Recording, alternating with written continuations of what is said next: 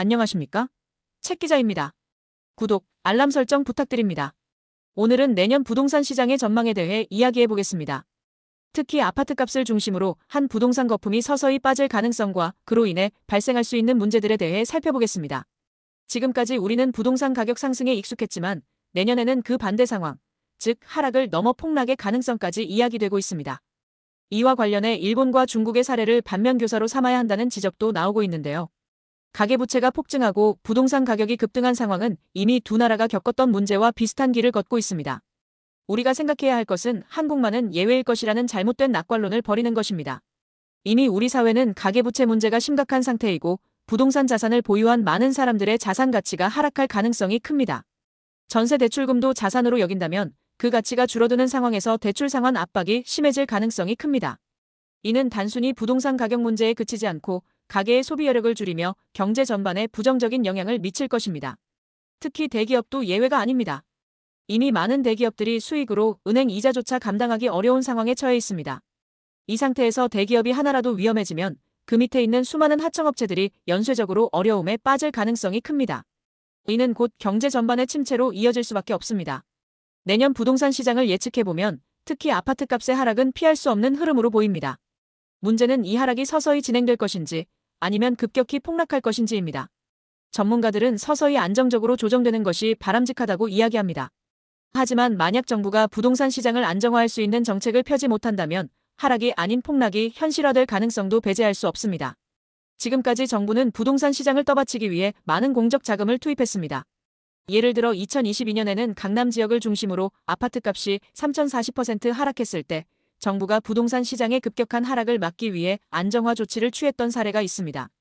하지만 이제는 정부의 정책 여력이 거의 소진된 상태입니다. 현재 정부가 할 수 있는 것은 제한적이며 정책을 펼 여건도 녹록지 않은 상황입니다. 만약 부동산 가격 폭락 상황이 오더라도 이를 막을 수 있는 실질적인 대응책이 부족할 가능성이 큽니다. 그렇다면 왜 부동산 시장이 이렇게 심각한 문제로 이어졌을까요? 일본과 중국의 사례를 보면 답을 찾을 수 있습니다. 일본은 1990년대 초반 부동산 거품이 터지며 장기간의 경제 침체에 빠졌습니다. 당시 일본은 가계부채와 부동산 투기가 과도하게 늘어난 상태에서 거품이 꺼졌고 그 영향은 20년 넘게 이어졌습니다. 중국 역시 비슷한 길을 걷고 있습니다. 지방정부가 부동산을 통해 재정을 충당하려고 무분별하게 개발을 진행했고 그 결과 유령 도시와 같은 텅 빈 아파트 단지가 대거 생겨났습니다. 우리나라도 이와 비슷한 흐름을 보이고 있다는 점에서 우려가 큽니다. 특히 우리나라는 부동산 거품을 통해 경제를 떠받치려는 정책을 반복해왔습니다. 콘크리트를 기반으로 한 성장을 시도하며 부동산 가격 상승으로 경제 성장을 견인하려 했던 정책들은 결국 장기적으로 심각한 문제를 초래할 가능성이 높습니다.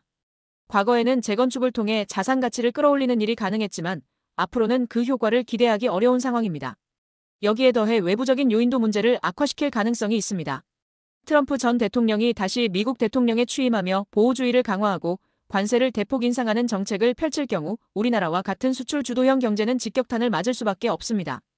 특히 한국이 미국의 무역 정책에 따라 경제적 타격을 입을 가능성이 크고 이는 부동산 시장에도 부정적인 영향을 미칠 것입니다.